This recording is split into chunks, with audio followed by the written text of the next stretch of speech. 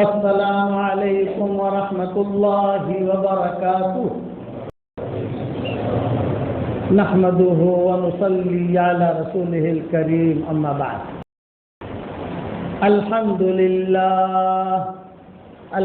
لله نحمده ونستعينه ونستغفره ونؤمن به ونتوكل عليه ونعوذ بالله من شرور أنفسنا ومن سيئات أعمالنا ونعوذ بالله من شرور أنفسنا ومن سيئات أعمالنا من يهده الله فلا مضل له ومن يضلله فلا هادي له ونشهد أن لا إله إلا الله وحده لا شريك له ونشهد أن سيدنا ومولانا محمدا عبده ورسوله صلى الله عليه وعلى آله وأصحابه وبارك وسلم تسليما كثيرا كثيرا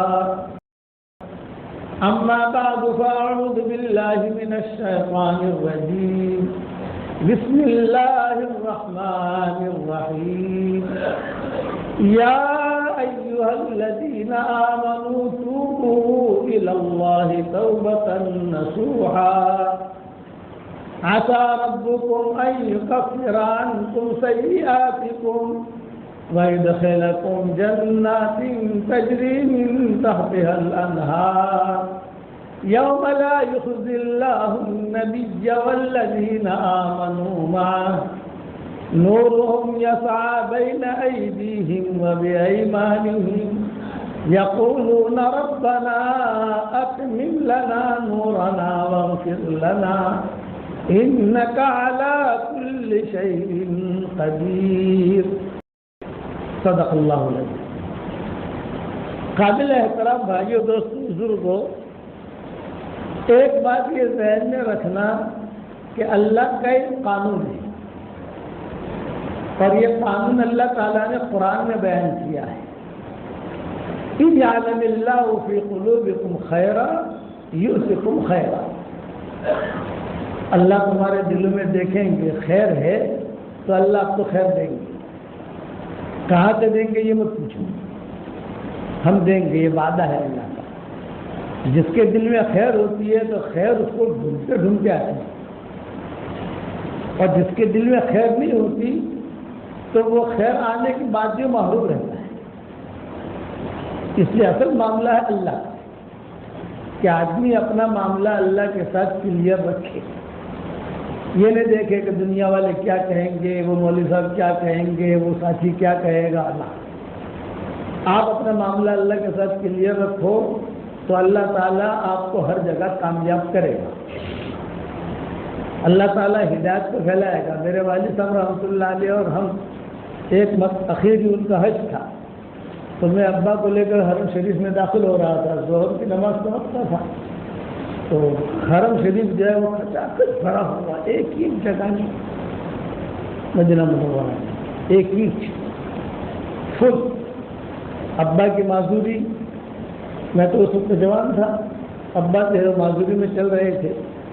تو میں نے ابا سے کہا کہ ابا حرم شریف تو بھرا ہوا ہے اور اندر وہ پولیس والا جانے نہیں دے گا، اور مسئلہ یہ ہے کہ اب آپ کو میں وہاں بٹھاؤں کہاں. اس لیے کہ ہندوستان میں ہو تو ہر آدمی پہچانتا ہے، پاکستان میں ہو تو ہر آدمی پہچانتا ہے مولانا ہے، یا حرم میں کون پہچانتا ہے؟ تو حرم میں تو سب مولانا ہے. پولیس والے کہاں پہچانتے ہیں کہ یہ کون والے صاحب ہے، کون مولوی صاحب ہے، کون مولوی صاحب ہے. تب میں نے کہا کہ دیکھو بیٹا، حرم میں ہمیں ظہر کی نماز پڑھنی ہے، بالکل جگہ نہیں ہے، لیکن اللہ تو قادر ہے کہ نہیں. تم مجھے لے کے چلو، جہاں تک بھی جگہ ہم چل سکیں وہاں تک چلو، آئیے اللہ ہمارے پیچھے. تو خیر میں تھا اور ہمارے سلیم الدین بھائی تھے قریشی، ان کا انتقال ہو گیا. یہ ابا کی خدمت میں رہتے تھے دہلی کے تھے. تو کہا کہ ایک طرف سے تم پکڑنا ہے، ایک طرف سے سلیم الدین بھائی پکڑیں گے اور مجھے لے کے چلنا. ٹھیک ہے، یہ میں اس کو سنا رہا ہوں. دل میں خیر ہوگی تو اللہ خیر دے گا، اور دل میں خیر نہیں ہوگی تو اللہ خیر نہیں دے گا. ہم چلے، اب حرم تو بھرا ہوا ہے، ساری پبلک دیکھ رہی ہے کہ کوئی بڈھا ہے اور کوئی جوان ہے اور کوئی اجڑ عمر کا ہے، یہ جا رہے ہیں حرم شریف کی طرح بیچارے تھکیں گے، وہاں سے پولیس والا واپس کرے گا، جب پولیس والا واپس کرے گا تو پھر دور تک جاؤ، اور وہاں حرمین میں تو چلنا بہت پڑتا ہے، ڈائبٹیز آٹومیٹک کنٹرول میں آ جاتی ہے، وہاں چلنا بہت پڑتا ہے وہاں، آج کل تو بہت چلاتے ہیں، وہ وہاں جانا جو گھوم کے جاؤ۔ خیر ہم چلے اور ابا نے ایک ہی جملہ کہا، اللہ مالک ہے، کہ ہماری نیت ٹھیک ہے، ہم بوڑھے ہیں، ہم سے پہلے آ نہیں سکتے، دعوت کے تقاضوں میں تھے تو ابا بیان کر کے وہاں پہنچتے تھے، کسی جگہ عربوں کا بیان کر کے پھر وہاں پہنچتے تھے ظہر کی نماز میں، ظہر کی نماز کے بعد کھانا کھا کے آرام کرتے تھے، وہاں گئے بس چلتے گئے، لوگ دیکھتے گئے کہ یہ بھی نماز کھڑی ہونے کی تیاری ہے، اگلی سے خود سے بھی آئیں گے، پر یہ لوگ جا رہے ہیں ان کی نماز بھی جائے گی، پولیس والا بھی روکے گا۔ وہاں جب بارڈر میں داخل ہوئے تو پولیس والا تھا، تال سے فیروز، تال سے فیروز، تال سے فیروز، ساتھی تھا ہمارا، جب سے عمر، جب سے عمر، جب سے عمر، اور پولیس والا جو وہ ہٹ گیا اپنی جگہ، جو پولیس والا تھا اس کی تو پورے ہوئے، اس کے جو ہے یعنی سارے دروازے اسی کے قبضے کے، ہٹ گیا اور کہا صلی ہونا، صلی ہونا، صلی ہونا، جگہ دی اور اپنا مسلح بھی دیا اور پیشانی کو بوسا بھی دیا، تب ماں نے کہا دیکھو اللہ مالک ہے، کہ اللہ مالک ہے، اسباب جو ہے آدمی اختیار کرے لیکن کرنے والا اللہ ہے۔ پھر میں نے ابا سے سوال کیا، میں نے کہا ابا حرم شریف بھرا ہوا ہے، حج کے دن ہے اور اب رجوع بھی حرمین کی طرف بہت ہو رہا ہے، بہت ہو رہا ہے حرمین کی طرف رجوع۔ تو ابا نے آہستہ سے مجھے کہا یہ سب تبلیغ کی برکت ہے، یہ ابا نے مجھے کہا۔ تو میں نے کہا آپ کو تو ابا کچھ بھی ہو تو تبلیغ کو لے آتے ہو بیچ میں، آپ کو تو کچھ بھی کہوں تو تبلیغ کی برکت کا ہے، اتنا سارا مجمع ہے، کوئی 6 نمبر بھی نہیں جانتا، کوئی تبلیغ بھی نہیں جانتا، نہیں اتنا جو حرم بھرا ہوا ہے تو سارے تبلیغ والے تھوڑی، بھئی ہمارے یہاں تو اجتماع ہوتا ہے تو سارے تبلیغ والے آتے ہیں، یہ تو حرم بھرا ہوا ہے کھچا کھچ، یہ تبلیغ والے تھوڑی، اس میں سے کچھ لوگ ہوں گے جو دعوت کے کام کو جانتے ہیں، کچھ لوگ، سارا مجمع نہیں جانتا۔ تو ابا نے کہا نہیں، اب ابا نے جب پردے کی بات بتائی، یہ کہا کہ جب دین کا کام کوئی آدمی اللہ کے لیے کرتا ہے، چاہے اکیلا کرے یا مجمع کے ساتھ کرے یا تنہائی میں کرے، اکیلا کر رہا ہے کوئی ساتھی نہیں ہے اس کا، لیکن دین کا کام کر رہا ہے، یا جماعت کی شکل میں کرے، جیسے جماعت میں جا رہا ہے، دعوت دے رہا ہے، گشت کر رہا ہے، مطلب جماعت میں بیٹھ رہا ہے، اعمال دعوت کر رہا ہے، لیکن اللہ کے لیے کر رہا ہے، تو اللہ تعالیٰ جو ہے دین کو پھیلاتا ہے بالواسطہ یا بلا واسطہ۔ کبھی کبھار تو جو ہے سامنے والوں کو دعوت دی اور سامنے والے نے دعوت قبول کر لی، بعض مرتبہ ایسا ہوگا کہ اس کو دعوت نہیں دی ہے ہم نے، لیکن ہواؤں کے ذریعے سے اللہ اس کو ہدایت دے گا، جناتوں کے ذریعے سے اللہ ان کو ہدایت دے گا، اسباب ایسے بنے گی وہ اسباب کے ذریعے سے اللہ ان کو ہدایت دے گا۔ یہ ابا نے مجھے سمجھایا، اگر تو جو اشکال کرتا ہے کہ تم جب جگہ پہ تبلیغ کو داخل کر دیتے ہو، یہ بات نہیں ہے، یہ ابا نے میری اور میرے والد کی بات ہے، میں آپ کے سامنے کی بات کر رہا ہوں، میرے ابا کی بات سمجھا رہا ہوں، مجھے سمجھاتے تھے کہ جہاں پر اب یہ دعوت کا کام جو چل رہا ہے تو جو ساتھی مخلص ہے، دعوت کے کام میں چلنے والے سارے مخلص نہیں ہوتے، دعوت نماز پڑھنے والے آنے والے سارے مخلص نہیں ہوتے، حج کرنے والے سارے مخلص نہیں ہوتے، عمرہ کرنے والے سارے مخلص نہیں ہوتے، کچھ مخلص ہوتے ہیں، ان مخلصوں کی برکت سے اللہ پھر کام کو چلاتا ہے، ان کی دعائیں، ان کی قربانیاں۔ تو ابا نے کہا کہ ہمارا اتنا بڑا مجمع ہے دعوت کے کام کا کہ ہمارے دعوت کے کام میں جتنا بڑا مجمع ہے اتنا بڑا مجمع کسی جماعت کے پاس نہیں ہے، ہمارے ساتھ ہے مجمع الحمدللہ۔ ہم یہ نہیں کہتے کہ 100% سارے کے سارے فرشتے بن گئے یا سارے انسان بن گئے، نہ، اس میں بدماش بھی ہے، اس میں اچھے بھی ہیں، اس میں خیرات بھی ہیں، ہوتے ہر جگہ ہوتا ہے یہ ابا نے مجھے سمجھایا.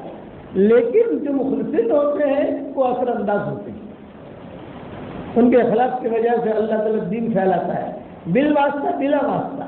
پھر مجھے کہا کہ قبیلہ سلیم کا قصہ تجھے یاد نہیں؟ قبیلہ بنی سلیم یہ ایسا قبیلہ تھا کہ وہاں تک کوئی صحابی پہنچا نہیں، کوئی صحابی نہیں پہنچا، دور یہ قبیلہ رہتا تھا. اب یہ دور ہمارا جو گزر رہا ہے، یہ دور تو ترقی کا ہے، بجلی، ٹیلی فون، پانی کا نظام، عرب ہمارا پروگرام باہر کرتے ہیں قبیلہ بنی سلیم میں. اس دور کے اندر یعنی اس زمانے میں بھی ہمیں وہاں جاتے ہوئے ڈر لگتا ہے. یہ دور ہر قبیل میں کہتے ہیں کہ قبیلہ بنی سلیم کا پروگرام بنا تو 10-15 GMCیاں لاتے ہیں، اس میں ان کو عورتوں کو بٹھاتے ہیں، ہماری عورتوں کو بٹھاتے ہیں، ہم کو لے جاتے ہیں، وہاں پروگرام کرتے ہیں، کھلاتے ہیں، بیان کرواتے ہیں. یہ دور تو اس دور میں کیسا ہوگا پھر جو حضور کے زمانے میں تھا. تو انہوں نے کہا کہ جو کوئی پہنچا نہیں ہے، لیکن وہ جو کام کرنے والا مجمع تھا مکہ مکرمہ میں، مدینہ منورہ میں، وہ کام کر رہا تھا. ان کے اخلاص کی برکت سے اللہ نے قبیلہ بنی سلیم کو ہدایت دی کہ جناتوں نے دعوت دی ان کو. ان کا بہت بڑا بت تھا قبیلہ بنی سلیم کا، حدیثوں میں آتا ہے بہت بڑا بت. عباس ابن مرداس السلمی نام تھا اس کا. اس پورے قبیلے کو سادھو تھا اور سب سے بڑا سادھو یہ تھا، اس کا نام تھا عباس ابن مرداس السلمی. اور ایک بہت بڑا بت تھا، وہ بت کی پوجا پاٹ کرتے تھے. 400 آدمیوں کا قبیلہ تھا پہاڑوں کے درمیان. ایک مرتبہ رات کو سوئے ہوئے تو دیکھا کیا آواز آ رہی ہے. ارے جنگل میں دیکھو کیا آواز آ رہی ہے. قبیلے والے کو دیکھو، سارے قبیلے والے سوئے ہوئے ہیں، یہ آواز کہاں سے آ رہی ہے؟ قریب گیا تو بت کے اندر سے آواز آ رہی. یہ غزنوی مسجد غزنوی ہے، اس پر مجھے قصہ یاد آیا. یہ غزنوی جو نام ہے اس پر مجھے قصہ یاد آیا عباس ابن مرداس السلمی کا. میں سوچا کہ کیا بیان کروں یہاں، کیا نام مسجد کا؟ غزنوی مسجد. ٹھیک ہے چلو وہ عباس ابن مرداس السلمی کا قصہ بیان کرو. یہ بہت بڑا بت تھا، اس کی پوجا پاٹ کرتے تھے. عباس ابن مرداس السلمی نے اعلان کیا بھی آ جاؤ، کچھ ہمارے یعنی محلے میں یا ہمارے قبیلے میں کوئی معاملہ ہوا ہے، کوئی آواز کر رہا ہے.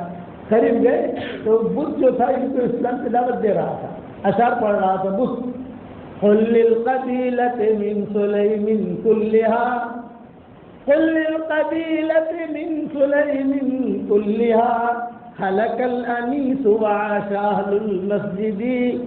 اے عباس پورے قبیلے بنی سلیم کو پیغام پہنچا دے، پورے قبیلے بنی سلیم کو پیغام پہنچا دے کہ تمہارا جو دوست ہے اس کا ہلاک ہونے کا وقت آ گیا. اب تو مسجد والوں بھی چلی گی، ساری دنیا میں مسجد والے مسجد والے مسجد والے. اب مسجد والے کی مسجد اس دنیا میں محبت نہیں ہوئی ہے، ابھی تو اسلام شروع ہوا ہے وہاں مکہ مکرمہ میں، اور بھی کچھ دعوت دے رہا ہے. قل للقبیلۃ من سلیم کلھا، خلق الانیس وعاش اہل المسجد، اودع دماد وکان یعمد مرۃ، اودع دماد ای اترک دماد، اودع دماد وکان یعمد مرۃ قبل الکتاب الی النبی محمد. دماد اس بت کا نام تھا. اگر دماغ کو چھوڑو، اس کی پوجا پاٹ کی جاتی تھی، لیکن قرآن نازل ہونے سے پہلے، اب قرآن نازل ہونا شروع ہو گیا ہے محمد صلی اللہ علیہ وسلم پر. تو اس نے عباس ابن مرداس کے بڑا سادھو تھا، اس سے پوچھا کہ محمد کون ہے اور یہ کتاب کیا ہے، ہمیں ایڈریس تو دے دو، تو ایڈریس دے گا تو پہنچیں گے. تو اللہ کہتے تھے کہ وہ بت نے ایڈریس دیا. بولے جب ہم اللہ کے لیے دن کا کام کریں گے تو ان کے ایٹم بموں میں سے 6 نمبر نکلیں گے، اللہ الہ الا اللہ کی آوازیں نکلیں گی، لیکن شرط ہے کہ ہم بگڑے ہوئے نہیں ہونے چاہیے. معاملہ تو ہے کہ ہم بگڑ گئے. اسی لیے کسی کہنے والے نے کہا ادھر ادھر کی بات نہ کر، مجھے یہ بتا کہ قافلہ کیوں لوٹا. ادھر ادھر کی بات نہ کر، مجھے یہ بتا کہ قافلہ کیوں لوٹا؟ مجھے رہزن سے گلا نہیں، تیری رہبری کا سوال ہے۔ کس کی جستجو آوارہ رکھتی ہے تجھے، راہ بھی تو، رہبر بھی تو، رہرو بھی تو، منزل بھی تو۔ سبق پھر پر صداقت کا، شجاعت کا، عدالت کا، لیا جائے گا تجھ سے کام دنیا کی امامت کا۔ اللہ امام بنائے گا۔ تو عباس بن مرداد سلمی نے کہا یہ محمد تو کہہ رہا ہے، میرا ایڈریس تو دے۔ اور یہ کتاب کہہ رہا ہے، کتاب سے کیا مطلب ہے کہ ہم ایڈریس دیں، ہم جا کر بات کریں۔ تو اس نے ایڈریس دیا، ان الذی ورث النبوۃ والہدی، ان الذی ورث النبوۃ والہدی بعد ابن مریم من قریش مہتدی۔ یہ وہ ہے کہ جن کو اللہ تعالیٰ نے نبوت دی ہے، ہدایت دی ہے، عیسیٰ ابن مریم کے بعد قریش میں پیدا ہوئے۔ قریش مکہ مکرمہ میں رہتے تھے۔ تو عباس بن مرداد سلمی نے کہا قریش کہاں ہے؟ یہ کہا مکہ میں۔ 400 آدمیوں کو لے کے نکلے، کوئی صحابی وہاں پہنچا نہیں ہے، کوئی نہیں آیا وہاں، لیکن یہ 400 آدمیوں کو لے کر پہنچے مکہ مکرمہ، چھوٹی سی بستی۔ وہاں جا کر پوچھا یا احمد نامی کوئی آدمی ہے، محمد نامی کوئی آدمی ہے؟ فرمایا ہاں ہے۔ کہاں ہے؟ پھر وہ مکان ہے۔ یہ عباس بن مرداد 400 آدمیوں کو لے کر کے 400 آدمی مکہ میں گئے، پورا مکہ بھر گیا۔ ابھی تو 40 لاکھ جائے تو یہ مکہ نہیں بھرتا، اور 400 چھوٹی سی جگہ تھی، سب لوگ ارے 400 آ گئے، 400 آ گئے۔ میں محمد احمد نامی کوئی آدمی ہے؟ یہ بتایا ہاں ہے۔ کہاں ہے؟ ایک وہ گھر ہے۔ عباس بن مرداد وہاں گئے، ابھی دستک دینے والے تھے، دستک دی نہیں تھی۔ ففتح الباب، حضور صلی اللہ علیہ وسلم نے دروازہ کھولا، اور دروازہ کھولتے ہی کہا اانت عباس بن مرداد السلمی، اانت عباس بن مرداد السلمی، کہ کیا عباس بن مرداد السلمی تم ہو؟ انہوں نے کہا میں ہوں۔ تو کہا آپ کے بدھ کا جو قصہ ہوا ہے قبیلے بن سلیم میں بیان کروں یا تم بیان کرتے ہو؟ کمن الذی اخبرک یا محمد، آپ کو کس نے خبر دی؟ یہ کہ اللہ اخبرنی، اللہ نے مجھے خبر دی ہے۔ 400 آدمی مسلمان ہو گئے۔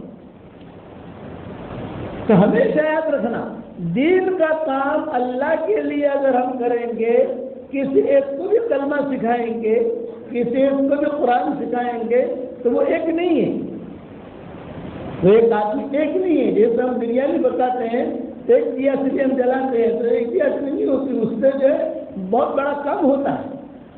تو اللہ کے لیے آدمی کرے، یہ میرا سبق ہے آج آپ لوگوں کو، کہ گھبراؤ مت، کسی کو نماز کی دعوت دو، قرآن کی دعوت دو، گشت بھی کرو، جماعتیں آنے اس کی نصرت بھی کرو، اجتماعات میں بھی جاؤ، لیکن ایک شرط ہے، پکنک نہیں، نیت اللہ کے لیے ہو۔ جو کام اللہ کے لیے کیا جاتا ہے اللہ اسے ہاتھ سے پکڑتا ہے، پھر اللہ اسباب بناتا ہے۔ پورا قبیلہ مسلمان ہو گیا، عباس قبیلے بنی سلیم معروف جگہ، قبیلے نے سارا چھوڑا وہاں سے اپنے قبیلے کو، مکہ مکرمہ میں آ کر آباد ہو گئے، کچھ مدینہ میں آباد ہو گئے، کچھ رابط میں آباد ہو گئے، کچھ جمبو میں آباد ہو گئے۔ وہ قبیلہ چلتا رہا، اور اس میں تو دین کے کام بھی ہوتے رہے الحمدللہ۔ اسی طرح سے پر عباس ایک بات یہ بھی کہتے تھے کہ جنات میں ذریعے سے اللہ ہدایت پھیلائے گا۔ تمیم داری جو تھے، ان کو دعوت دینے والا جنت تھا تمیم داری۔ یہ بہت بڑے تاجر تھے تمیم داری، اور بہت خوبصورت تھے، کپڑوں کی تجارت تھی۔ حدیث شریف میں آتا ہے جنت میں کوئی تجارت نہیں ہوتی، لیکن اگر جنت میں تجارت ہوتی تو عطر کی ہوگی یا کپڑوں کی ہوگی؟ دھندا کرنا ہو تو عطر کا کرنے کا یا کپڑوں کا کرنے کا؟ یہ سلف صالحین کا بزنس رہا ہے، کپڑوں کی ہوتی یا عطر کی ہوتی۔ یہ حدیث کہ جنت میں کوئی تجارت نہیں ہوگی، لیکن اگر ہوتی تو کپڑے کی ہوتی یا عطر کی ہوتی۔ ہمارے اسلاف جو تھے انہوں نے 3 کاروبار کیے ہیں، جو ہمارے بڑے اوپر والے گزرے ہیں۔ اسلاف سے مراد مولانا عمر صاحب پالم پوری نہیں کہ حضرت جی مولانا عمر صاحب پالم پوری اور یہ انہوں نے دھندے کیے، انہوں نے دھندا بندہ نہیں کیا۔ اسلاف سے مراد یہاں امام ابو حنیفہ، عبداللہ بن مبارک، امام زہبی، امام بخاری، یہ مراد ہے یہ اسلاف. یہ اسلاف جو ہے یہ ہمارے قریب کے اسلاف ہیں. 200 سال کے بعد جب بچے آئیں گے وہ کہیں گے اسلاف، ان میں مولانا عمر صاحب عالمپوری وغیرہ آئیں گے. آپ سمجھ گئے؟ یہاں میں جو کہہ رہا ہوں اسلاف امام ابو حنیفہ 3 کاروبار کیے ہیں. ایک کاروبار انہوں نے پیتل کا کیا ہے، ایک کاروبار کپڑوں کا کیا ہے، اور ایک کاروبار پتھروں کا کیا ہے. گرینیڈ پتھر نہیں، یہ پتھر، یہ جو ہم کہتے ہیں گٹھیا، عقیق، فیروزہ، یہ اس کا کاروبار کیا ہے انہوں نے. 3 بڑوں نے ہمارے. عبداللہ بن مبارک کی تجارت جو تھی وہ کپڑوں کی تھی. امام ابو حنیفہ کی تجارت جو تھی وہ کپڑوں کی تھی. اور دوسرے کئی مفسرین ایسے گزرے ہیں کہ جن کی تجارت یہ ہزار کی تھی. آپ کچھ جو سنت ہے، میں نے میری کتابوں میں لکھا ہے یہ بکھرے موتی کے اندر کہ کون سا پتھر پہننا سنت ہے، حضور کون سا پہنتے تھے وغیرہ وغیرہ، وہ تو اس میں دیکھ لیا جائے. تو یہ 3 کاروبار. تب یہ زمینداری جو تھے یہ کپڑے کی تجارت والے تھے، اور بہت دور سارے کے سارے احبار رہبان. صفورہ ایک جگہ صفورہ آج کل ہم لڑکی کا نام رکھتے ہیں، لیکن اصل عرب میں ایک شہر کا نام ہے صفورہ، اور وہاں کپڑا بنتا ہے، بہت اچھا کپڑا شمار ہوتا ہے. تو یہ سفاری جو نکالے سفاری، یہ انہوں نے صفورہ سے لیا ہے.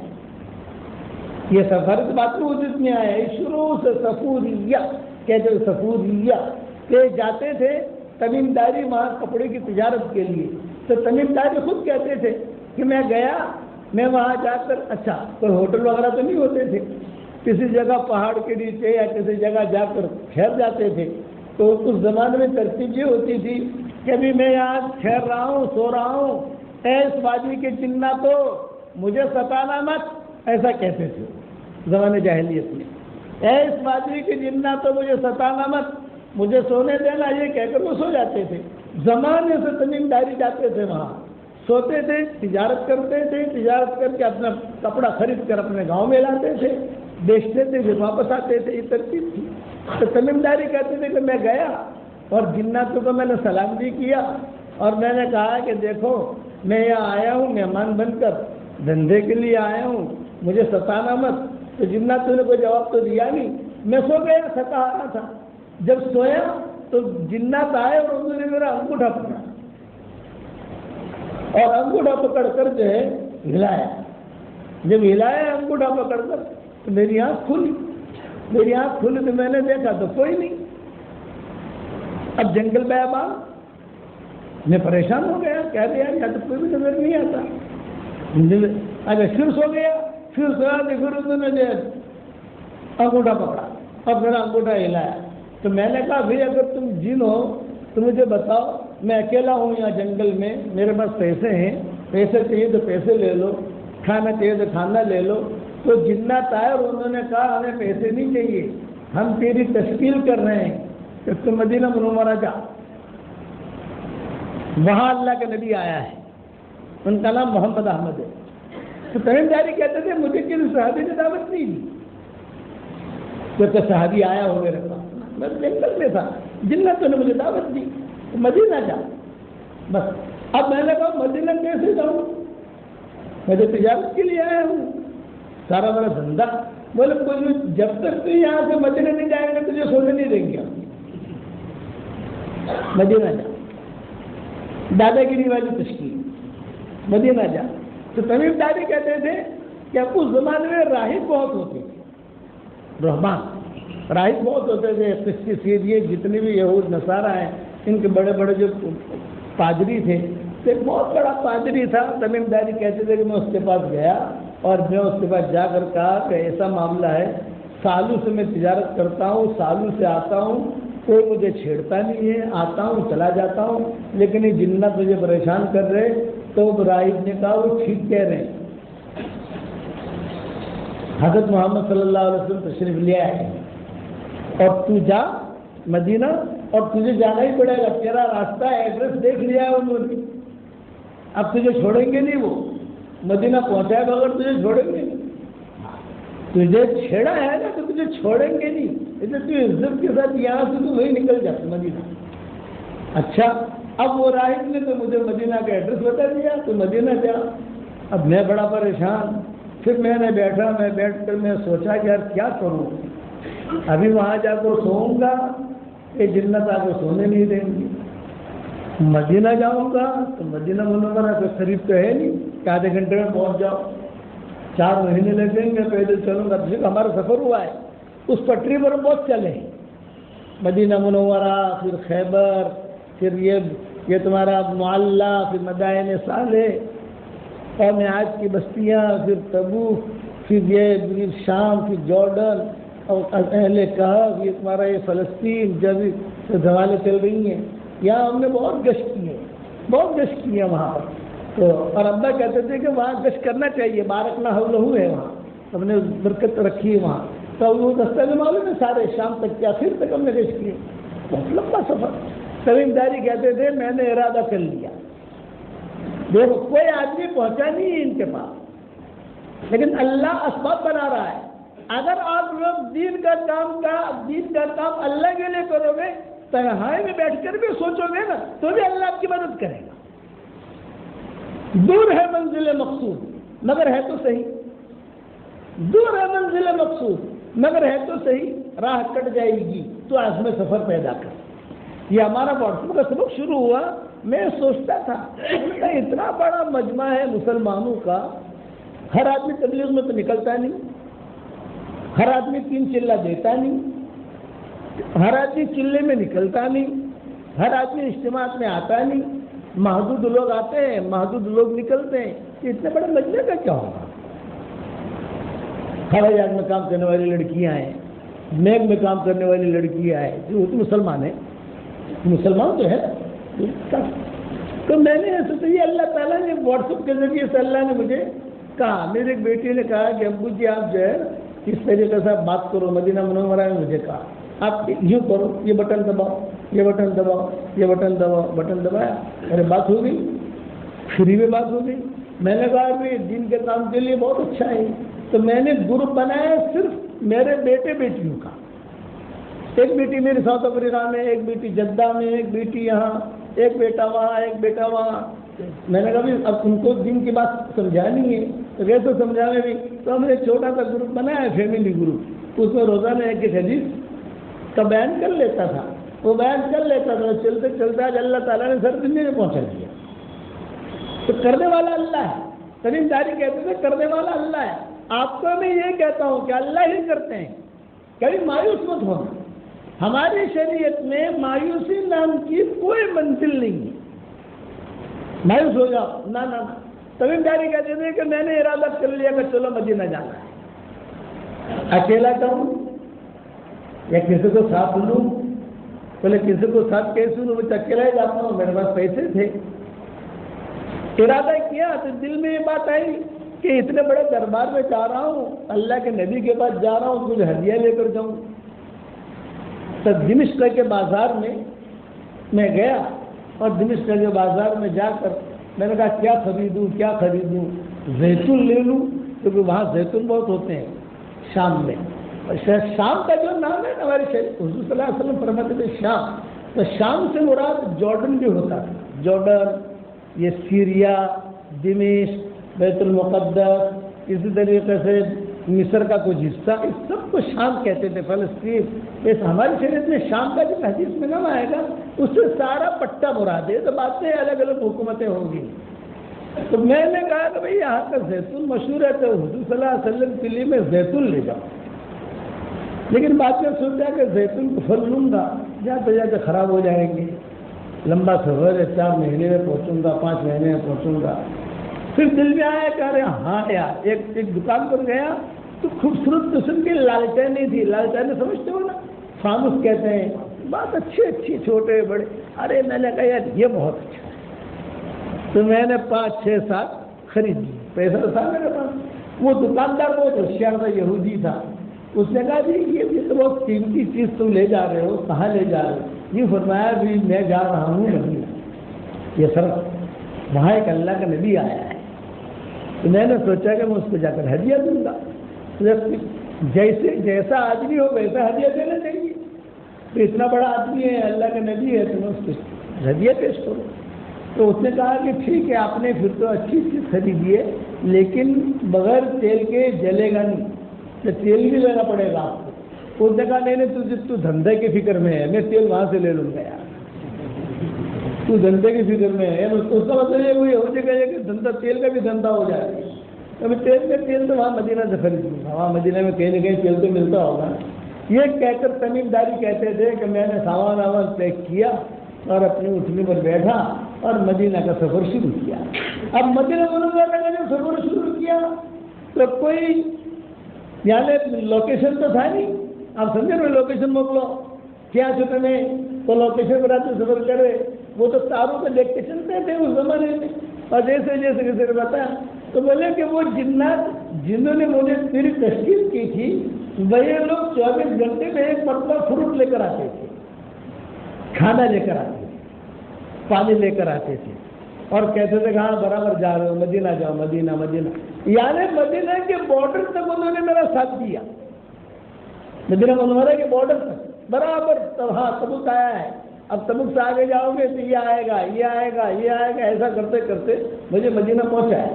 میرے والد رحمۃ اللہ نے فرماتے تھے کہ جو سچا دین کا دائی ہوگا وہ ایسے لوگوں کے بسکلیر ہمارے عثمان میں بھاگل ہوتے تھے رحمۃ اللہ علیہ, بھاگل کے.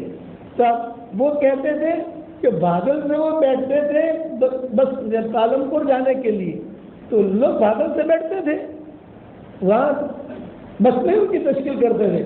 تو 200 پیسے میں اگر پالم پور جائے گی تو چم 200 ایک آدھ دوا لیا بولے جوس جو تمہیں دوا بوا لو اور ماری رہی سے کہ مول صاحب جیسا اپنا مانا عمر صاحب گٹھو منڈا سے نا یہ دلی میں سے کہیں ایک کے تن چلا لگا دو.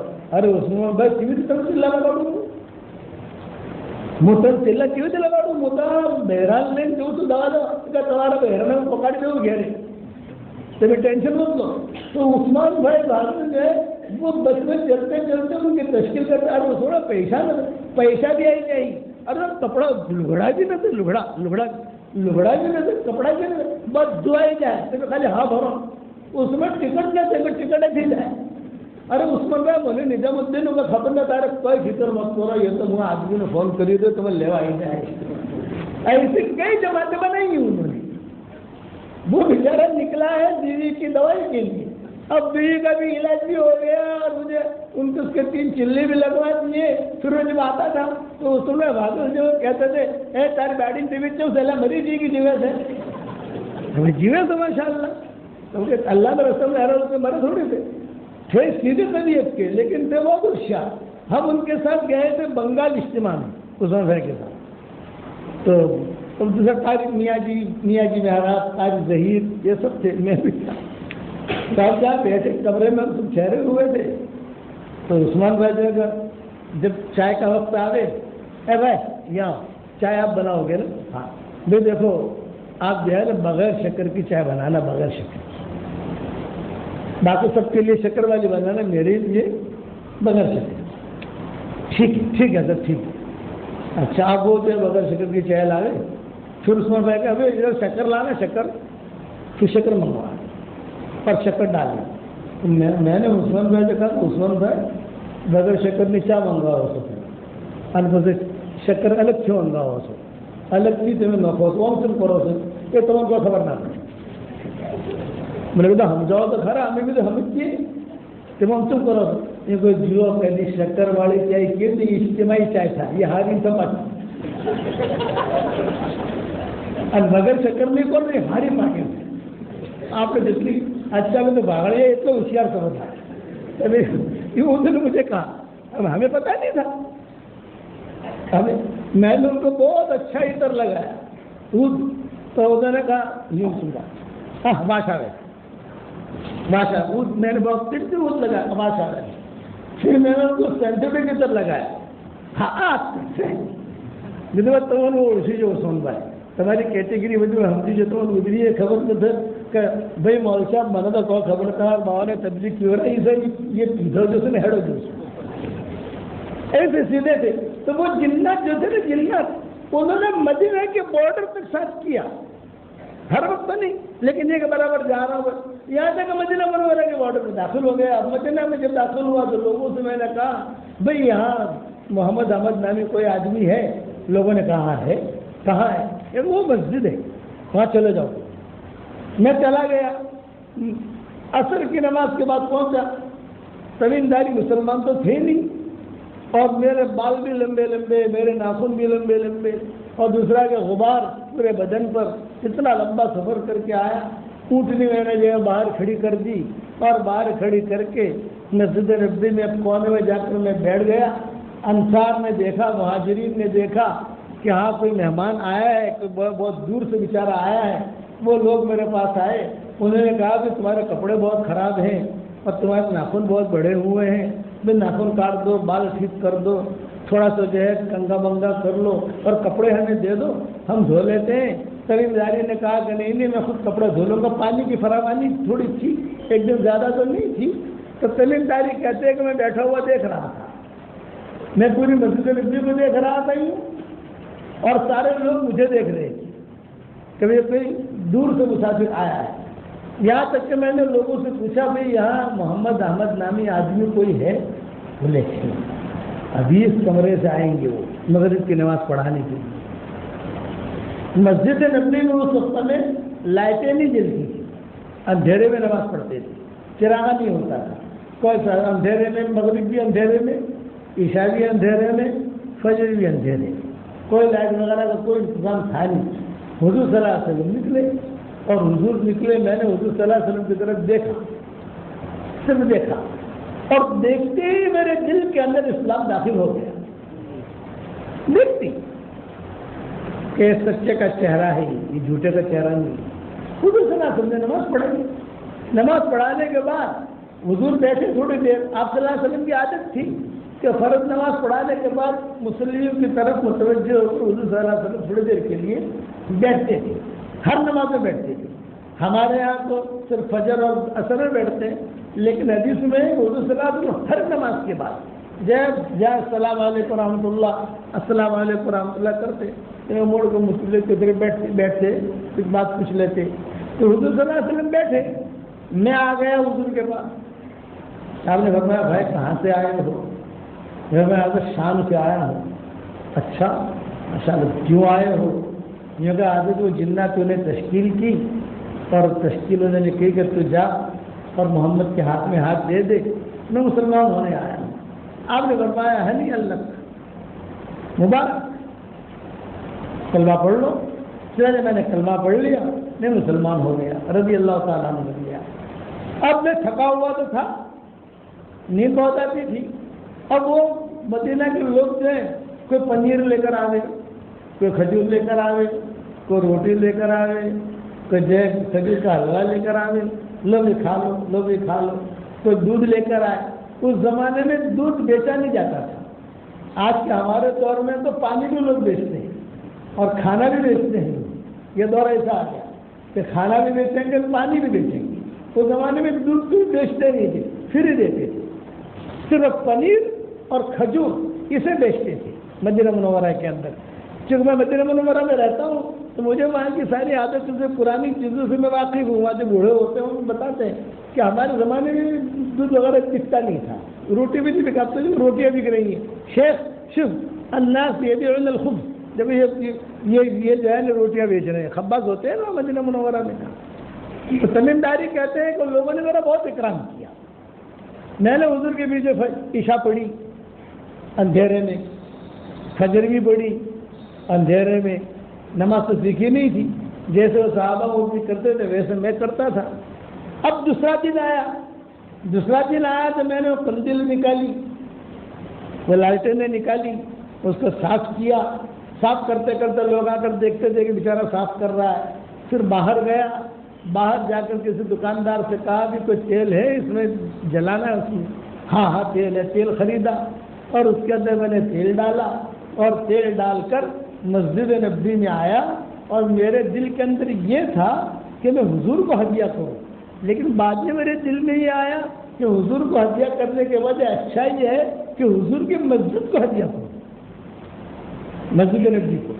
تو حضور صلی اللہ علیہ وسلم کے نکلنے کی جو جگہ تھی، کمرے سے نکلتے تھے وہاں ایک قندیل لگا دی، یا حضور نماز پڑھاتے تھے وہاں ایک لگا دی، دوسرے دروازے پہ لگا دی، 5 6 7 لالٹینیں تھی، سب میں نے لگا دی۔ حضور صلی اللہ علیہ وسلم مغرب کی نماز پڑھانے کے لیے نکلے، اور جب مغرب کی نماز پڑھانے کے لیے نکلے تو حضور نے دیکھا، ارے ہذا شیء جدید فی مسجدنا، ہماری مسجد میں نئی چیز کیا کہ کسی نے جو یہاں لائٹ لگائی ہے، یہاں لگائی ہے، کبھی یہ لائٹ تو ہوتی نہیں تھی، چراغا تو ہوتا نہیں تھا، یہ کس نے کیا ہے؟ میں کون نہیں بیٹھا ہوا تھا اور میں نے کسی سے مشورہ نہیں کیا تھا۔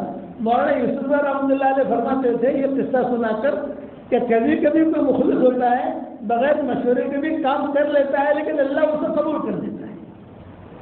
یہ مولانا یوسف سناتے تھے، ہمارے ابا بھی سناتے تھے، ہے مخلص، کسی نے پوچھا نہیں، کر لیا، اللہ کو پسند آ گیا، اللہ نے قبول کر لیا اسے۔ بولے تمیم داری نے کسی سے مشورہ کیا ہی نہیں تھا، حالانکہ اصول یہ کہ حضور سے تو پوچھ لیتے، مسجد تو حضور کی ہے تو حضور صلی اللہ علیہ وسلم کو پوچھ لیتے، لیکن کسی سے پوچھا ہی نہیں انہوں نے، بغیر مشورے کے کام کر لیا۔ تمیم داری کہتے تھے کہ وہ گھبراتا تھا، گدڑ گدڑ ہوتا تھا، گدڑ گدڑ، سمجھ گئے یار میں نے کیا تو ہے، پتہ نہیں ڈانٹ نہ پڑے، کبھی حضور ناراض نہ ہو جائے، صحابہ ناراض نہ ہو جائے، میں تو اکیلا ہوں، یہ تو پوری ٹیم ہے، پورے ساتھی ہیں سارے ہیں، اور میں تو اکیلا ہوں۔ میں بیٹھا رہا، حضور صلی اللہ علیہ وسلم نے کہا ارے ہاں شاید جدید فیمل سے دینا، یہاں لگی ہے، یہاں لگی، یہاں لگی، کس نے کیا ہے؟ ایک صحابی نے کان میں کہا کہ حضرت وہ جنات والا جو کل آیا تھا، جنات والا، کہ اس نے کیا ہے۔ اچھا اچھا اچھا، تمیم داری کہتے ہیں کہ میں اشارے سے تو سمجھ گیا کہ میرے بارے میں بات ہوئی، لیکن میں کیوں پوچھوں کسی کو؟ سب سے آخری صف میں تھا، ارادہ تھا میرا کہ میں پہلی صف میں ہوں، لیکن ڈنڈے پڑیں گے اس سے اچھا میں پیچھے ہی رہوں بھائی، پہلے بات کلیئر ہو جائے۔ حضور صلی اللہ علیہ وسلم مغرب کی نماز پڑھے، اب مغرب کی نماز پڑھانے کے بعد حضور صلی اللہ علیہ وسلم نے کہا این التمیم، اب جا سب کے سامنے کہا این التمیم، تو میرا تو بلڈ پریشر اونچا کر، حضور نے بلایا، میرا نام لے کر بلایا، اور غلطی تو مجھے معلوم ہے کہ میں نے کس نے کیا ہی، مشورہ ہی نہیں کیا ہے، بغیر مشورے کی کیا ہے، لیکن اللہ جانتا ہے میرے دل میں خیر ہے، میں نے کوئی دنیاوی غرض سے کیا نہیں تھا۔ بھائی یہ مسجد میں اندھیرے میں لوگ نماز پڑھ رہے ہیں، علماء نے لکھا ہے سب سے پہلے مسجد نبوی میں چراغ تمیم داری نے جلایا، اب قیامت تک مسجدیں بنے گی، چراغ ہوگا، لوگ قرآن پڑھیں گے، فائدہ اٹھائیں گے، سب سے پہلا اس کا ثواب اللہ تمیم داری کو دے گا، وہ ذریعہ بن گئی۔ حضور صلی اللہ علیہ وسلم کے پاس حضور نے کہا این التمیم، این التمیم، تمیم کہاں ہے؟ تمیم۔ میں اٹھا، میرے ہاتھ میں لاٹھی تھی، لاٹھی لے کر کھٹ کھٹ کھٹ کرتے کرتے جو ہے میں پہنچا حضور صلی اللہ علیہ وسلم کے پاس، جا کر بیٹھا، سارے صحابہ بھی جمع ہو گئے، تو حضور صلی اللہ علیہ وسلم کے پاس بیٹھتے ہی میں نے کہا حضرت مہدن یا رسول اللہ کے نبی تھوڑی مجھے بات کرنے کی اجازت دیجیے آپ۔ تو میں بولے میں نے کیا ہے، مجھے پوچھنا چاہیے آپ، لیکن میں نے پوچھا نہیں، بغیر پوچھے کر لیا، بس اتنا کہتا ہوں کہ اگر خیر ہے تو یہ اللہ کی طرف سے، اور اگر شر ہے تو میری طرف سے ہے، آپ مجھے معاف کر دیں۔ کوئی حجت نہیں کی تمیم داری نے، کبھی خیر ہے تو اللہ کی طرف سے، اور اگر شر ہے تو میری طرف سے، آپ مجھے معاف کر دیں۔ تو حضور صلی اللہ علیہ وسلم نے جواب دیا لا لا لا یا تمیم، تمیم یہ بات نہیں ہے، تمیم یہ بات نہیں ہے، تو نے یہ کام کیا، مجھے اتنی خوشی ہوئی، اتنی خوشی ہوئی کہ اگر کوئی میری بیٹی ہوتی تو میں تجھے اپنا داماد بنا دیتا۔ یہ حضور نے فرمایا میرے مجمع میں کہ میری کوئی بیٹی نہیں ہے، میری بیٹیوں کی سب شادیاں ہو گئی ہیں، لیکن اگر میری بیٹی ہوتی تو میں تجھے اپنا داماد بنا لیتا۔ جب حضور نے یہ جملہ تھا چلو مسجد نبی بھری ہوئی تھی، مغرب کی نماز تھی، تو ایک صحابی کھڑے ہو گئے، نوفل ابن حارث ان کا نام آتا ہے، وہ کھڑے ہو گئے، فرمایا یا رسول اللہ بنا تو نہ بنا تک، بنا تو نہ بنا تک، بنا تو نہ بنا تک، ہماری بیٹیاں آپ کی بیٹیاں ہیں، میری بیٹی ہے ام مغیرہ، یہ بیوہ ہو گئی ہے، اگر آپ بنا تو سمجھے تو ام مغیرہ کے ساتھ اس کا نکاح کر دیں۔ آپ نے فرمایا بہت اچھا۔ چنانچہ بیٹی کو بلایا گیا، نوفل ابن حارث بھی آئے، تمیم داری بھی آئے، اور مجمع تو سامنے موجود ہی تھا گواہوں کا، اور حضور صلی اللہ علیہ وسلم نے نکاح پڑھایا۔ یہ ان کا نکاح ہو گیا نو مسلم کے ساتھ نکاح ہو گیا. نو مسلم ہے, 24 گھنٹے پہلے مسلمان ہوئے. حضور صلی اللہ علیہ وسلم اتنے خوش ہوئے, اتنے خوش ہوئے, اتنے خوش ہوئے, یہ فرمایا تیرے اس کام سے مجھے بہت خوشی ہوئی. پھر حضور نے اس کو منع نہیں کیا. اگر حضور منع کرتے بے لائٹیں نکالو, یہ ٹھیک نہیں ہے, تو یہ لائٹ لگانا ہمارے لیے حرام ہوتا. حضور نے اجازت دی کہ نہیں. اب وہ بات چلی چلی چلی چلی, زمانہ چلا, لائٹیں الگ الگ آتی گئی اور مسجدیں بنتی گئی, لائٹیں بنتی گئی. تو ابا فرماتے تھے کہ تمیم داری کو بعد میں تشکیل کے لیے کون گیا تھا؟ کوئی بھی نہیں. جتنا تقدیر صلی اللہ نے ہدایت دی.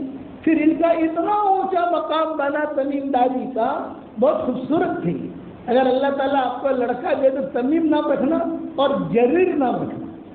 جریر حضرت جریر ابن عبداللہ البجلی, یہ بھی بہت خوبصورت تھی. اور ایک تمیم بھی جو بہت خوبصورت تھے.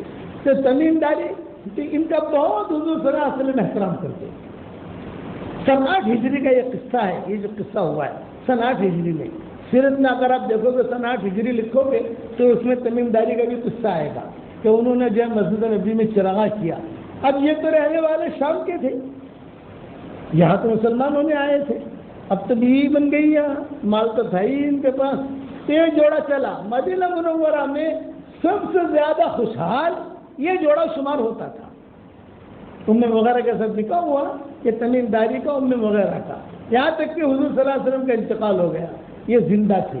پھر صدیق اکبر کا بھی انتقال ہو گیا, یہ زندہ تھے, غزووں میں بھی شریک رہے. یہ پھر حضرت عمر کا دور آیا تو حضرت عمر رضی اللہ تعالیٰ عنہ کے دور میں تو ایسا ہوتا تھا کہ یہ حضرت عمر جو ہے پوچھتے تھے تمیم داری کہاں ہے.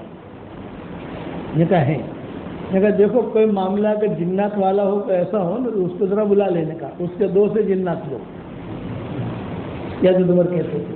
ایک مرتبہ مدینہ منورہ میں آگ لگی حضرت عمر کے زمانے, اور ایسی آگ لگی کہ مدینہ منورہ مسجد نبوی کے سارے پردے جل گئے.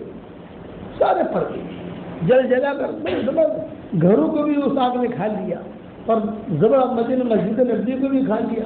اب آگ بجھے ہی نہیں. تو حضرت عمر نے تمیم داری کو بلایا. میں بلاؤ تمیم کو, جلدی بلاؤ تمیم کو. یہ بھاگے آئے.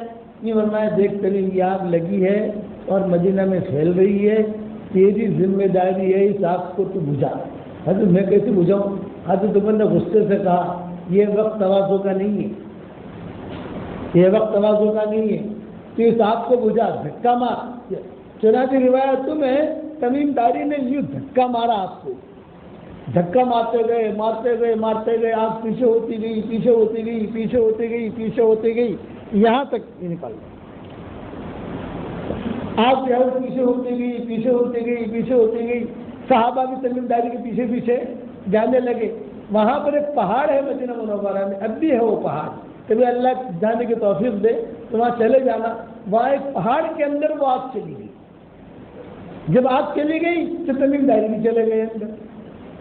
اب تک آگ کا نشان ہے. یہ باب الحوالی کے آگے, یہ باب الحوالی کے آگے اب بھی موجود ہے.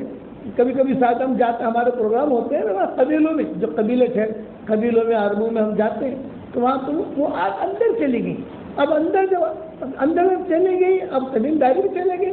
جب تمیم داری چلے گئے تو حضرت عمر کو یہ فکر ہوا, ارے بھائی ہمارا ساتھی بھی گیا, بھائی آپ تو گئی, ہمارا ساتھی بھی گیا, تمیم داری کے ساتھ بھی چلا گیا. تھوڑی دیر کے بعد تمیم داری جو ہے اپنا بدن ہے کپڑے وپڑے جھاڑتے بڑھتے سمجھ گئے نہیں, کرتے وہ نکلے وہاں سے اور سیدھے مسجد نبوی میں آئے. حضرت عمر رضی اللہ تعالیٰ عنہ نے خوب اپنے سینے سے لگائے. حضرت عمر کے زمانے کا ایک قصہ ہے, خوب اپنے سینے سے لگایا اور بہت پیار کیا. بولے گا اللہ تعالیٰ کا شکر ہے کہ اللہ تعالیٰ نے اس زمانے میں بھی ابراہیم پیدا کیے. وہ ابراہیم علیہ السلام کا قصہ تھا, اللہ رکن برتم سلام علیہ ابراہیم, اس کی طرف یہ اشارہ کیا حضرت عمر نے.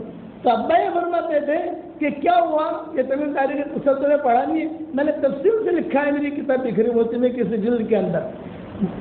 رمضان کا مہینہ ہوتا تو کتابوں میں لکھا ہے بہت خوبصورت قسم کا جوڑا ہوتا تھا ان کے پاس, بہت خوبصورت قسم کا, مہنگا. وہ صرف شب قدر میں پہنتے تھے. جہاں وہ جوڑا پہن کر نکلے تب عمر اعلان کرتے تھے کہ آج شب قدر ہے. تو جب بھی مسجد نبوی میں آتے تھے تو حضرت عمر نے اس پر پابندی لگائی تھی، برقع پہن کر مسجد نبوی میں آؤ، بغیر برقعے کے آؤ گے تو پٹائی ہوگی، برقع پردہ نقاب ڈال کر آؤ۔ حضرت جریر پر بھی یہ پابندی تھی، ان پر بھی یہ پابندی تھی، حضرت تمیم داری کی۔ تو برقع پہن کے آتے تھے، حضرت عمر ایک ہی بات کہتے تھے، وہ جوڑا پہن کر آئے کہ نہیں؟ تو مدینہ کی عورتیں ام مغیرہ کے پاس آتی تھی اور یہ کہتی تھی ارے جی وہ جوڑا، یہ بولا کہ بھی آخری اشرا شروع ہو گیا ہے، وہ جوڑا انہوں نے نکلوایا ہے لیکن ابھی پہنا نہیں ہے۔ جس دن وہ پہن کر آ گئے تو سمجھ لو کہ اب مدینہ منورہ میں شب قدر کا اعلان کرو، یہ حضرت عمر کرتے تھے۔ تو پوچھتے تھے صحابہ کہ تمہیں کیسے پتہ چلتا ہے؟ تمیم داری جواب دیتے تھے کہ شب قدر میں ہر قسم کے فرشتے اترتے ہیں لیکن جبریل بھی آتے ہیں، اور جبریل کی خوشبو سب سے الگ ہوتی ہے، وہ خوشبو میں سونگھ لیتا ہوں، اس سے پتہ چلتا ہے کہ آج جو ہے شب قدر ہے۔ یہ حضرت عمر کے زمانے میں ہوتا تھا۔ تفسیر میری کتابوں میں دیکھنا، اتنا اونچا درجہ اللہ نے دیا۔ یہ کہے پر ہے اِیَعْلَمِ اللَّهُ فِي قُلُوبِكُمْ خَيْرًا يُؤْتِكُمْ خَيْرًا۔ ایک مرتبہ ان کی اور ان کی بیوی میں لڑائی ہوگی، ام مغیرہ، یہ خاندان تھا نا بڑا، 7:15 بج گئے، 7:30 بجے ختم کرنا ہے، چلو بعد میں اللہ لائے گا تو ہم آپ کو سنا دیں گے انشاءاللہ۔ اب میں آپ کو ایک ہدیہ دینا چاہتا ہوں، قبول کرو گے بھائی؟ ارے بتاؤ تو صحیح یار، دیکھو 10 مرتبہ سورہ اخلاص پڑھو، 10 مرتبہ تو جنت میں ایک محل تیار ہو جاتا ہے۔ یہ صحیح حدیث سنی کہ 10 مرتبہ سورہ اخلاص پڑھو تو جنت میں ایک محل تیار ہو جاتا ہے۔ 20 مرتبہ سورہ اخلاص پڑھو تو 30 مرتبہ سورہ اخلاص پڑھو تو میں آج کل دعوت دیتا ہوں ہمارے ساتھیوں کو کہ 313 مرتبہ سورہ اخلاص پڑھنے کی عادت ڈال دو، تو روزانہ انشاءاللہ جنت میں 31 بنگلے تیار ہو جائیں گے، اور کوئی انکم ٹیکس والا آپ کو فون کرے گا نہیں، اور کوئی آپ کا مینٹین کرنا نہیں ہے، فرشتے مینٹین کریں گے۔ لائٹ کا بل نہیں بھرنا، اس کو کوئی دیکھنا بھی نہیں ہے آپ کا۔ 313 مرتبہ پڑھو گے تو کتنے بنگلے تیار ہو جائیں گے بھائی؟ ہمارے والد صاحب اور میرے ابا کا نام تو سنا ہے نا آپ لوگوں نے، کئی لوگوں نے دیکھا جو ہوگا آپ کو، کئی لوگوں نے نہیں دیکھا ہوگا، خیر لیکن بیانات سنے ہوں گے، نام سنا ہوگا۔ یہ فرماتے تھے کہ بیٹا یونس رات کو نیند نہیں آئے تو 10-15 بنگلے بنا لینے کی، 10-15 بنگلے بنا لینے کی۔ رات کو کروٹ لیتا ہے نا آدمی، نیند نہیں آتی تو سورہ اخلاص پڑھتے جانے کا تو بنگلہ بھی بن جائے گا اپنا، اور آہستہ سے نیند بھی آ جائے گی۔ تو بنگلے بناؤ گے انشاءاللہ؟ اچھا، دوسری بات، میری 3 چیزیں دے رہا ہوں آپ کو اور فائدہ ہوگا آپ کو، اللہ چاہے گا۔ 313 مرتبہ سورہ اخلاص پڑھنے کی عادت ڈال دو، ایک ساتھ پڑھنا نہیں ہے، 10 مرتبہ پڑھ لیا، 15 مرتبہ پڑھ لیا، 20 مرتبہ پڑھ لیا، 313 کا کوٹا پورا کرو۔ اب تو اللہ کا شکر ایسا ہے کہ لوگ ہزاروں مرتبہ پڑھ رہے ہیں ساری دنیا کے اندر۔ ہم نے واٹس ایپ پر اعلان کیا تھا تو الحمدللہ بہت مرد عورتوں نے کافی بنگلے بنا دیے۔ وہ مجھے پوچھتے ہیں کہ مولانا بہت بنگلہ ٹھیک گیا کہ بھاڑو آپ سے کہ نہیں آ رہے؟ میں نے کہا بھاڑا تو نہیں آئے گا، بولتا آپ کا بتا بنگلہ کرسو سو کہ آپ نے کیا جیسے اس میں مشورہ کر ہی لے سو، ایسے ٹینشن نہیں لو تمہیں۔ تو آپ لوگ بناؤ گے کہ نہیں بناؤ گے؟ 313 مرتبہ سورہ اخلاص کی عادت ڈالو، 313 مرتبہ درود شریف پڑھنے کی عادت ڈالو، 313 مرتبہ استغفار کی عادت ڈالو۔ استغفار شارٹ والا پڑھ لو، اللہم اغفر لی، اللہم اغفر لی، اللہم اغفر لی۔ درود شریف بھی شارٹ والا پڑھ لو، اللہم صلی علی محمد، اللہم صلی علی محمد۔ اور سورہ اخلاص کو تو شارٹ کر سکتے نہیں ہو، وہ تو پورا ہی پڑھنا پڑے گا۔ کون بنگلے بنائے گا جنت میں بتاؤ؟ واہ واہ واہ واہ، بہت اچھی بات ہو گئی ماشاءاللہ۔ اب آپ کو ایک دعا پڑھاتا ہوں، حدیث شریف میں آتا ہے جو بھی آدمی ایک مرتبہ یہ دعا پڑھ لے تو اس وقت میں دنیا میں جتنے مسلمان مرد اور عورتیں ہوں گی ان سب کے برابر اللہ اسے نیکیاں دے گا۔ پڑھو میرے ساتھ، ربنا اغفر لی ولوالدی وللمؤمنین یوم یقوم الحساب۔ جس نے بھی پڑھا اس کے اکاؤنٹ میں اس وقت میں دنیا میں جتنے مسلمان مرد اور عورتیں ہیں ان سب کے برابر اس کے اکاؤنٹ میں نیکیاں آ گئی۔ یہ میں بالکل نیچے اتر کر بات کر رہا ہوں، ورنہ بعض علماء نے لکھا ہے کہ حضرت آدم علیہ السلام کے زمانے سے لے کر قیامت تک جتنے مرد آئیں گے مسلمان مرد عورتیں اور جنات مرد عورتیں ان سب کے برابر اللہ نہیں کیا دے گا. میں وہ قول چھوڑ دیا میں نے. اور بعض علماء نے لکھا ہے کہ جب پڑھیں گے اس وقت میں جنات بھی مراد ہوں گے. میں نے وہ بھی چھوڑ دیا, صرف انسانوں والا قول رکھا. لیکن انسانی کتنے زیادہ ہیں دنیا میں, ایک مرتبہ اور پڑھ لو. ربنا اغفر لی ولوالدی وللمؤمنین یوم یقوم الحساب. یہ ہماری شریعت کی آسانی ہے. جو میری کتاب چھپتی ہے, میری کتابیں یہاں تک پہنچی ان کی بکھرن ہوتی ہے, مومن کا ہتھیار ہے, ہمارا قرآن کا ترجمہ ہے, پتہ ہو نا. تو یہ میں اس میں یہ سب سے پہلے میں یہ دعا ہائی لائٹ کرتا ہوں اور حوالے ڈال دیتا ہوں تاکہ آدمی کم سے کم ایک مرتبہ تو پڑھ لے, قیامت کے میدان میں کام لگے گا.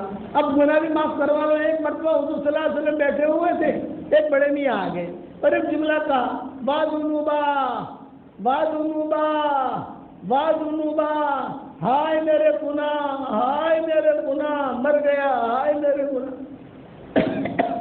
کیونکہ حضور صلی اللہ علیہ وسلم کے سامنے مجمع میں یہ بات کی, سارے صحابہ موجود تھے. آپ نے فرمایا کیا گناہ کیا آپ نے؟ یہ فرمایا کہ حضرت شرک کے علاوہ سارے گناہ میری جھولی میں موجود ہیں, صرف شرک نہیں, باقی سب گناہ ہیں. آپ نے فرمایا قریب آؤ. قریب کیا, وہ اپنے ان کے ہاتھ میں لاٹھی تھی, لاٹھی کھٹ کھٹ کرتے کرتے, راوی کہتے ہیں کھٹ کرتے کرتے آئے اور لاٹھی رکھی اور حضور صلی اللہ علیہ وسلم کے سامنے آ کر بیٹھ گئے بڑے میاں. تو آپ نے فرمایا بتاؤ کیا کیا گناہ کی؟ حضرت شرک کے علاوہ سارے گناہ ہیں, کوئی گناہ میں نے چھوڑا نہیں. آپ نے فرمایا ایک دعا میں تمہیں پڑھا رہا ہوں, پڑھو میرے ساتھ. یہ حضور نے کہا. تو حضور صلی اللہ علیہ وسلم نے 3 مرتبہ ایک دعا پڑھی. کتنی مرتبہ بھائی؟ اور وہ دعا پڑھانے کے بعد حضور نے جملہ فرمایا, قم قد غفر اللہ لک, کھڑا ہو جا, اللہ نے تیرے سارے گناہ معاف کر دیے. وہ دعا میں آپ کو سکھا دوں بھائی, پڑھو میرے ساتھ. اللہم مغفرتک اوسع من ذنوبی ورحمتک ارجع عندی من عملی. اللہم مغفرتک اوسع من ذنوبی ورحمتک ارجع عندی من عملی. اللہم مغفرتک اوسع من ذنوبی ورحمتک ارجع عندی من عملی. بس جب اللہ نے ہمارے گناہ معاف کر دیے. گناہ معاف کرانے کے اسباب ہماری شریعت نے بہت بتائے اور نیکیاں بڑھانے کے اسباب بہت بتائے. پڑھو گے انشاءاللہ. ارے اتنا آسان ہے, میاں بیوی ایک دوسرے کی طرف محبت کی نگاہ سے دیکھے اور ہنسے تو اللہ بھی ہنستا ہے. گھر جا کر عمل کر لینا. کہ آج باپو آیا تھا جدید مسجد میں اندر, آپ بتا رہی کیا تھا, لیکن محبت سے ہنسنا. یہ کہ وہ باپو نے بدو سے اطلاع ہو تو تاری ماری لڑائی جیسے نہیں تو سہج, یہ مت کہنا. اتنی آسان ہے ہماری شریعت کہ میاں بیوی کی طرف دیکھ کر مسکرائے اور بیوی میاں کی طرف دیکھ کر مسکرائے اور اللہ کے لیے محبت کے ساتھ. تو کہتے ہیں کہ اللہ بھی ہنستے. دونوں میاں بیوی مسافہ کریں تو ظاہر بات ہے کہ جیسے انگلیاں اس کی ہے, جیسے انگلیاں اس کی ہے, دونوں جب مسافہ کرتے ہیں تو ان کی انگلیوں سے ایسے گناہ جھڑتے ہیں, ایسے گناہ جھڑتے ہیں جیسا پانی کا نل کھولو تو نل دھڑ, پانی سے دھڑ دھڑ سب کیسے گرتا ہے, ویسے گناہ جھڑتے ہیں. اب سمجھے شریعت بہت آسان ہے, دین کو سیکھو. اور دعوت کا ہمارا کام سادہ بہار ہے. اجتماعات ہونے والے ہیں آپ کے یہاں, تاریخیں تو ہمیں یاد نہیں ہے, ہمیں جگہ یاد نہیں ہے, لیکن اتنا ہے کہ اجتماعات ہوتے ہیں, مشورے ہوتے ہیں. سب اللہ کے راستے میں نکلو گے انشاءاللہ. یہاں مسجد کا جماعت بیٹھتی ہے. آج کس کا دن ہے دیکھو.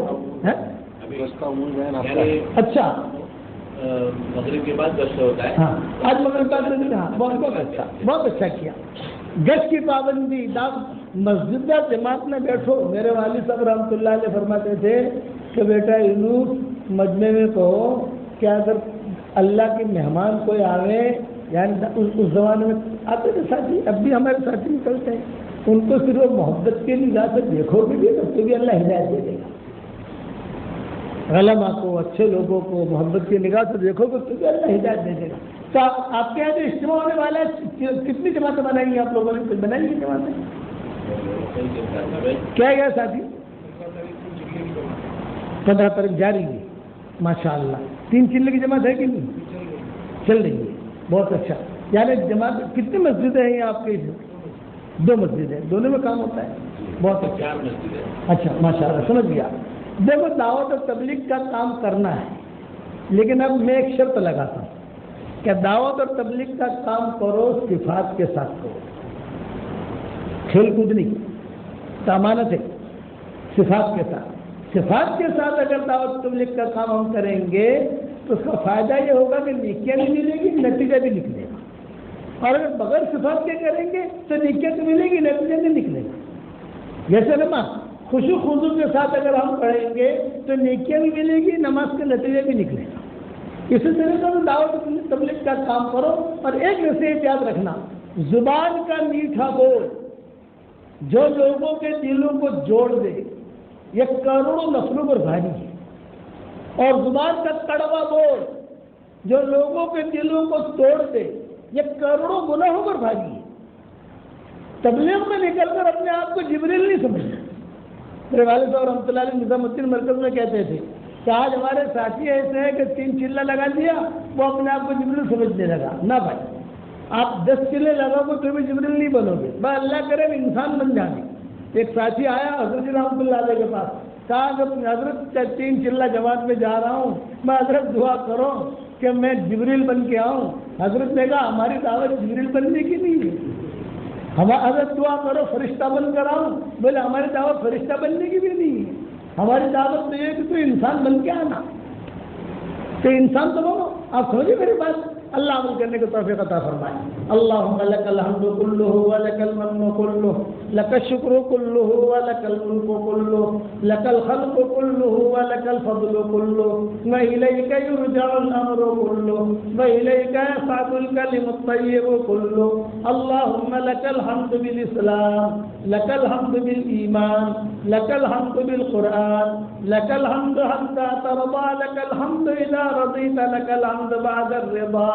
اے اللہ ہمارے گناہوں کو معاف فرما، اے اللہ ہماری خطاؤں سے درگزر فرما، اے اللہ اس پورے مجمع کو قبول فرما، اے اللہ انہوں نے اکرام کیا تو ان کو بہت عزت عطا فرما اور ہمیں بھی عزت عطا فرما۔ اے اللہ میری تشکیل پر جو روزانہ 313 مرتبہ سورہ اخلاص پڑھے اور 313 مرتبہ درود شریف پڑھے اور 313 مرتبہ استغفار پڑھے، اے اللہ اس کی ساری دعاؤں کو قبول فرما، اس کی پریشانیوں کو دور فرما، ہمارے یہاں حاضر ہونے کو قبول فرما۔ اے اللہ ہمارے اس سفر کو جس تو اپنے دربار میں قبول فرما، جو بھی ذرہ خیر وجود میں آیا ہو تو اس کی نگرانی فرما، اس کی آبیاری فرما، اس کی آپ پاشی فرما، اس کی حفاظت فرما۔ اے اللہ تیرے دین پر چلنے کی ہمیں توفیق عطا فرما، نماز کا نور ہمیں عطا فرما، قرآن کا نور عطا فرما۔